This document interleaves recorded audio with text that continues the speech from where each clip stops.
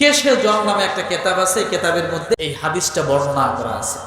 আল্লাহর নবী চেহরি খাচ্ছে, হযরতে বেলাল রাদিয়াল্লাহু তাআলা আনহু এসে দেখেন নবীজি চেহরি খায়, কিন্তু বেলাল রাদিয়াল্লাহু তাআলা আনহু আসছে মূলত মিনারে আজান দেওয়ার জন্য। তো এসে দেখে নবীজি চেহরি খাচ্ছে, দরজায় যায় বলতেছে চেহরির টাইম শেষ, আর চেহরি খাইবেন না, চেহরির টাইম শেষ। উনি আবার ওখান থেকে নেমে এসে দেখে নবীজি ঠিকছে খাইতে আছে। বেলাল রাদিয়াল্লাহু তাআলা আনহু বলতেছে, আপনার খাওয়া কি আজকে শেষ হবে না? আজানের সময় পার হয়ে যাইতেছে, তো আজান দিব তো। এই কথা বলে নবীজি একটা কথাও বলতেছে না। বেলাল রাদিয়াল্লাহু তাআলা আবার চলে গেছে আজান দিতে, কিন্তু তার মনের মধ্যে খটকা যে আমি আজান দেই, নবীজির খাওয়া শেষ হলো কি? আবার ওখান থেকে নেমে আসছে, এসে দেখে নবীজি চাহারি খেতে আছে। বেলাল রাদিয়াল্লাহু তাআলা তার ধৈর্য আর কুলাইল না, নবীজির সামনে দাঁড়িয়ে হযরতে বেলাল রাদিয়াল্লাহু তাআলা আনহু চিৎকার করে বলে, আল্লাহর কসম, আজানের সময় আপনি খাওয়া বন্ধ করেন। নবীজি একটা মুস্কি হেসে দিয়ে খাবারের প্লেটটা রেখে দিলেন।